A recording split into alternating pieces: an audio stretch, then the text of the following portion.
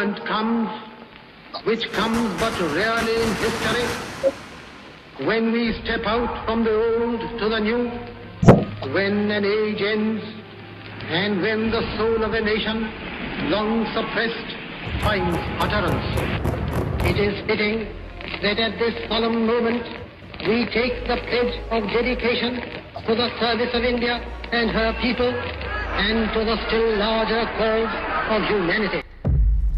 हिंदुस्तान की आजादी की कहानी, जंजीरों से जकड़े दिन और गुप्त काली अंधेरी रातों की कहानी। कहानी उनकी जिनके अनगिनत पीठ और कंधों पर चढ़कर आजादी का सूरज हिंदुस्तान के आसमान में उदित हुआ।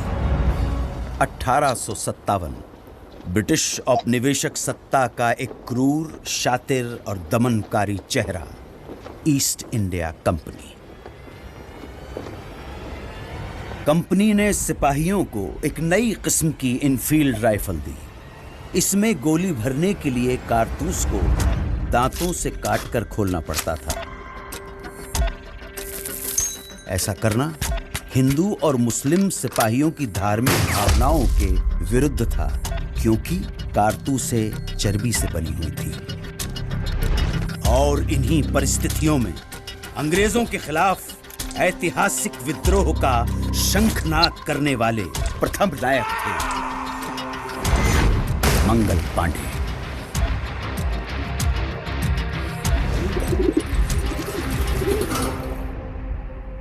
मंगल पांडे की शहादत बारूद के ढेर में पहली चिंगारी थी, और ये चिंगारी ऐसी भड़की के देखते ही देखते बगावत की आग में पूरा देश दहकने लगा।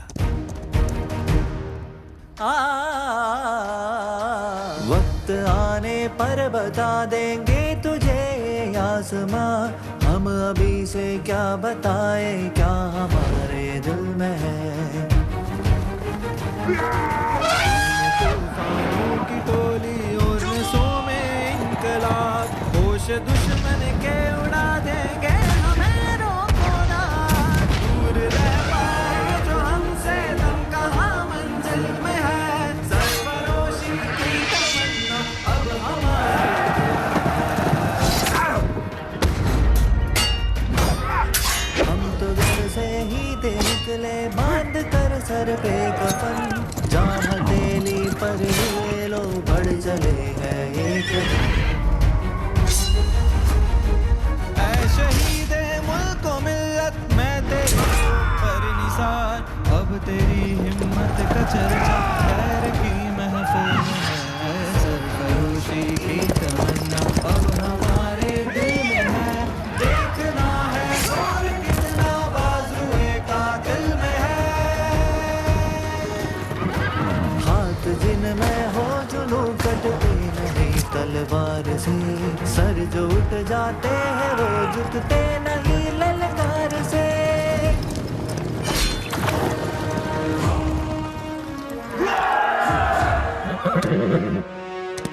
इनकी गाथा छोड़ चले हम झांसी के मैदानों में, जहाँ खड़ी है लक्ष्मी बाई मर्द बनी मर्दानों में। उसने ले हर गोलों के मुंह हमने सुनी कहानी थी, खूब लड़ी मर्दानी वो तो झांसी वाली रानी थी। अंग्रेजों ने इस विद्रोह को निर्ममता से कुचल दिया। ब्रिटिश फौज द्वारा दिल्ली पर कब्जे के बाद आखिरी मुगल बादशाह बहादुर शाह जफर गिरफ्तार कर लिए गए। लाखों हिंदुस्तानियों को बर्बर तरीके से मौत के घाट उतार दिया गया। इसी के साथ स्वतंत्रता संग्राम के इतिहास में एक युग का अंत हो गया। वो खून कहो किस मतलब का जिसमें उबाल का नाम नहीं, वो खून कहो किस मतलब का आ सके देश के काम नहीं। लिए हथियार दुश्मन ताक में बैठाओ कर, और हम तैयार है सीना लिए अपना इधर।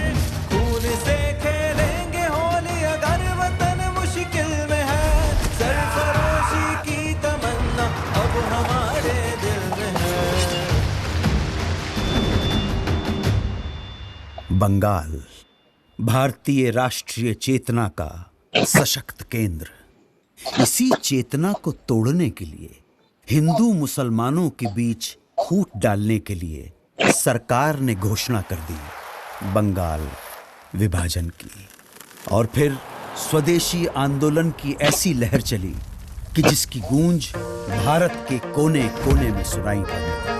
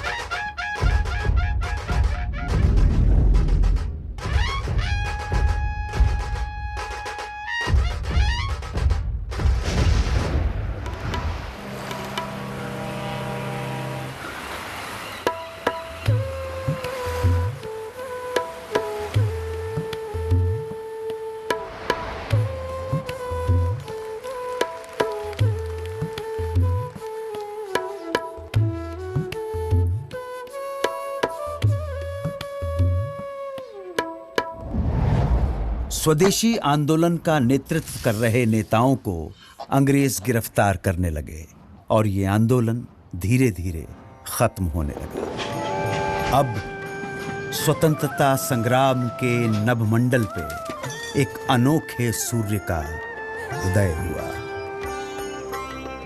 वैष्णव जन तो तेने कहिए जे पीड़ पराई जाने रे, पर दुखे उपकार करे तो मन अभिमान नाने रे।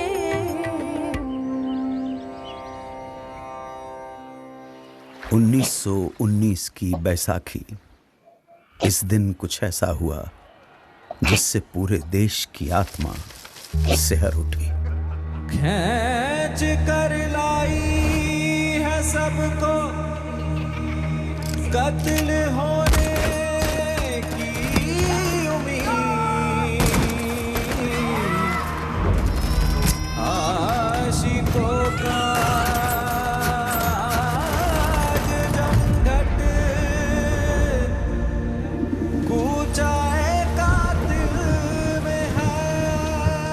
स्वतंत्रता संघर्ष को अब अगले मुकाम तक ले जाने के लिए महात्मा गांधी ने अहिंसक असहयोग आंदोलन की घोषणा की। इसका उद्देश्य स्वशासन की स्थापना और स्वराज्य की प्राप्ति थी।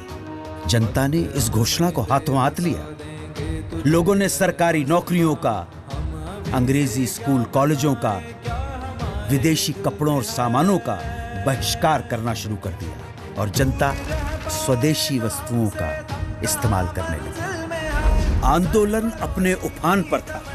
तभी गोरखपुर के चौरी चौरा में एक जुलूस के दौरान प्रदर्शनकारियों और पुलिस के बीच हिंसक मुठभेड़ हुई। इसमें 3 प्रदर्शनकारियों और 22 पुलिसकर्मियों की जानें चली गईं। हिंसा से आहत होकर गांधी जी ने असहयोग आंदोलन वापस ले लिया।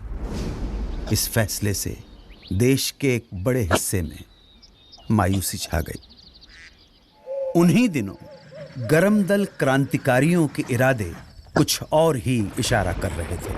हाथ जिनमें हो जुनून कटते नहीं तलवार से, सर जो उठ जाते हैं वो झुकते नहीं ललकार से, और भड़केगा जो शोला सा हमारा दिल में है, सरफरोशी की तमन्ना अब हमारे दिल में है, सरफरोशी की।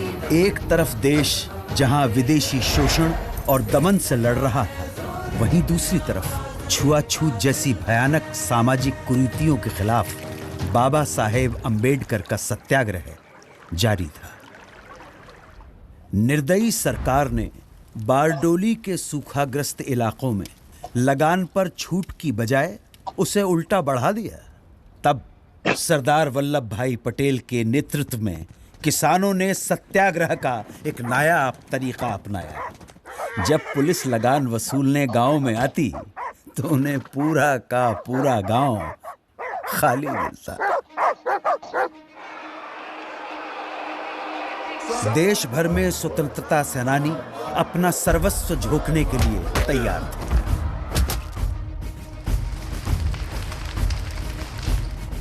आजादी की लड़ाई अपने चरम की ओर बढ़ रही थी।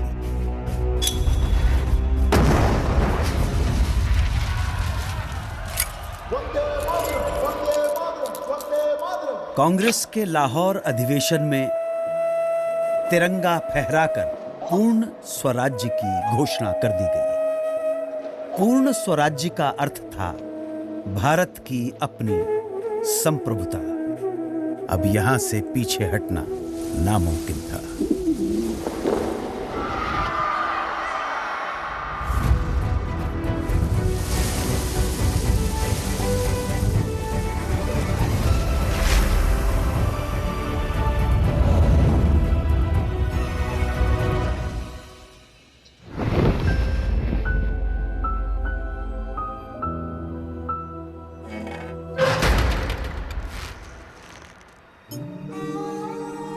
चौबीस दिन 240 मील की यात्रा, एक वृद्ध फकीर का हाथ में लाठी लिए दुनिया के सबसे शक्तिशाली साम्राज्य को चुनौती देने के लिए निकल पड़ना। इस अद्भुत दृश्य में कुछ ऐसा जादू था कि देश भर में लोगों का मन आंदोलित हो उठा। बेरहम ब्रिटिश सरकार नमक जैसी बुनियादी चीज के उत्पादन और व्यापार पर रोक लगा चुकी थी और ब्रिटेन से आने वाला नमक भी भारी टैक्स लगाकर बेचा जाता था।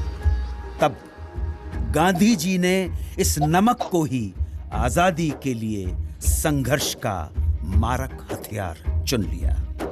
दांडी तट पर गांधी जी ने मुट्ठी भर नमक उठाकर ऐलान किया कि इस कदम से ब्रिटिश साम्राज्य की नींव हिलाई जा रही है। उन्होंने नमक बनाकर कानून तोड़ दिया और इसके साथ ही देश भर में सत्याग्रह की पुरजोर लहर चल पड़ी। देखते ही देखते मद्रास, कालीकट, असम, बंगाल, आंध्र प्रदेश और देश के दूसरे इलाकों में भी नमक यात्राएं शुरू हो गई।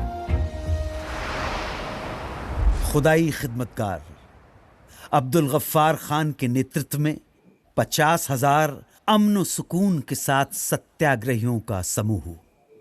किस्सा ख्वानी बाजार में पुलिस ने इस समूह पर खुलेआम गोली चला दी। जब आगे खड़े लोग छलनी होकर गिर पड़े, तब पीछे खड़े सत्याग्रही आगे आते गए और सीना तानकर गोलियां खाते गए। अहिंसा के इरादों पर अटल उन्होंने पुलिस पर पलटकर वार नहीं किया।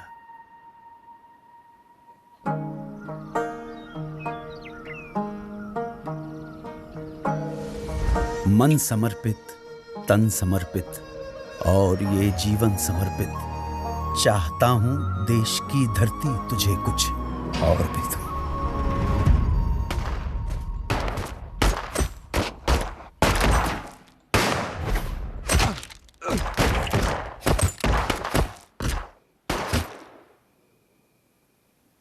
इस रंग में रंग के शिवा ने माँ का बंधन खोला, यही रंग भी हल्दी घाटी में था प्रताप ने घोला। नव बसंत में भारत के हित में वीरों का यह टोला, दूर फिरंगी को करने को लहू में अपने घोला। ओ मेरा रंग दे बसंती चोला, माए रंग दे, ओ मेरा रंग दे बसंती चोला, माए रंग दे।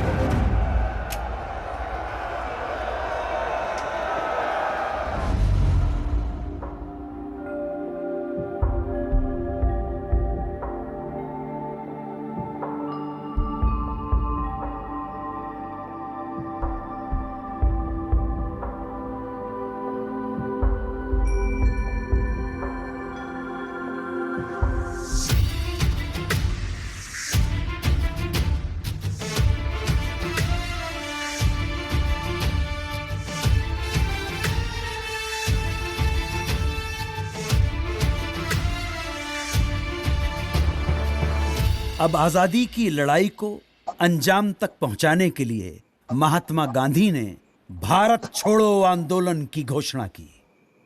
उन्होंने देश की जनता को एक महामंत्र दिया, करो या मरो, या तो हम भारत को आजाद कराएंगे या इस कोशिश में अपनी जान दे देंगे। इस आह्वान के कुछ घंटों बाद ही सरकार ने गांधी जी को, नेहरू जी को, अबुल कलाम आजाद सहित प्रमुख कांग्रेसी नेताओं को गिरफ्तार कर लिया और तब दूसरी पंक्ति के स्थानीय नेताओं ने आंदोलन की कमान संभाल ली।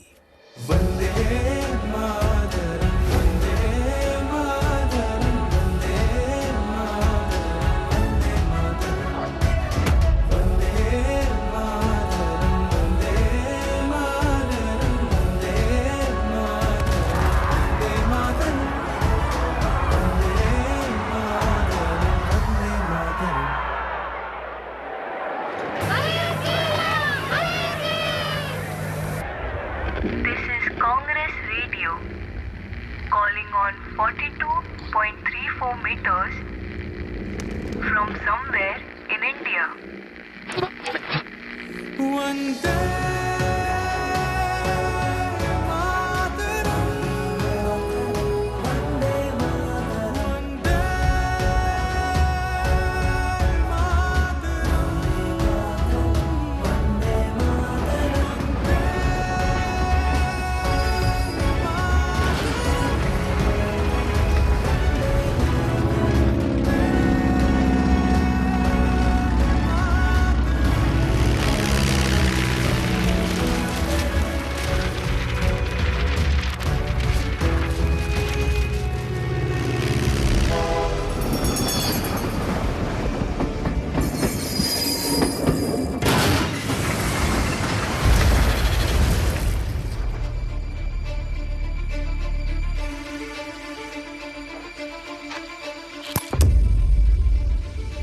भारत छोड़ो आंदोलन एक निर्णायक बिंदु था। इस आंदोलन में पूरा देश कूद पड़ा। पुलिस थानों, कचहरियों, रेलवे स्टेशनों और अंग्रेजी सत्ता के दूसरे प्रतीकों पर कब्जा कर उन पर तिरंगा फहराया जाने लगा। बौखलाई सरकार ने न सिर्फ लोगों के साथ मारापीटी की, न सिर्फ भारी संख्या में लोगों की गिरफ्तारियां हुई, बल्कि कई बार तो फौजी हवाई जहाज से निहत्थे लोगों पर गोलियां तक बरसाई। तू शेरे हिंद आगे बढ़,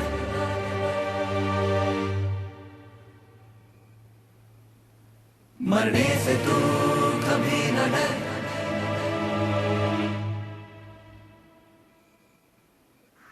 अंग्रेजी अत्याचार के प्रतिघात में नेताजी सुभाष चंद्र बोस के नेतृत्व में उन्हीं दिनों जापान, मलय और बर्मा में आजाद हिंद फौज के झंडे तले एक प्रखर सैन्य मुहिम जारी थी। कदम कदम बढ़ाए जा, खुशी के गीत गाए जा, ये जिंदगी है कौम की, तू कौम पे तू शेरे हिंद आगे बढ़, तू कभी न डर, ये दुश्मनों का सर ये वतन बढ़ाए जा।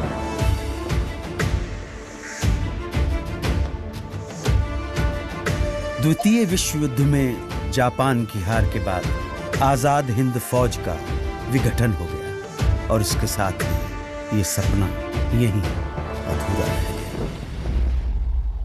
अब भारत की स्वाधीनता का अंतिम युद्ध प्रारंभ हो चुका था।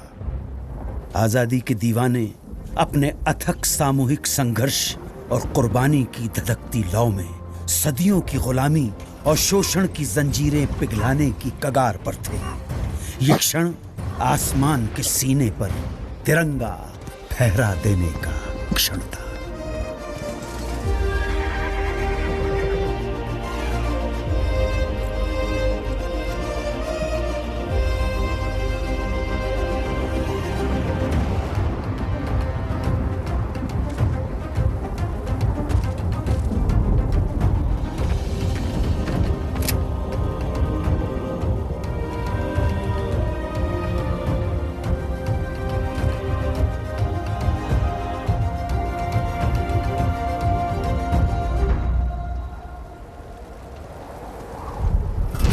Long years ago, we made a tryst with destiny, and now the time comes when we shall redeem our pledge.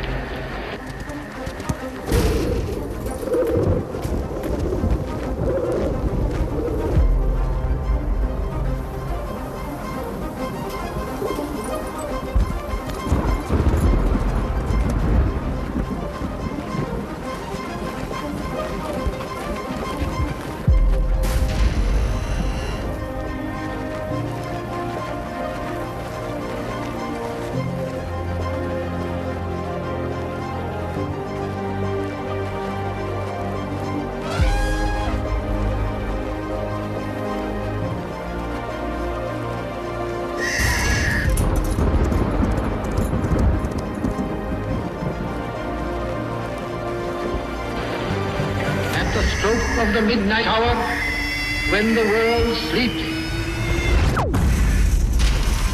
India will awake to life and freedom.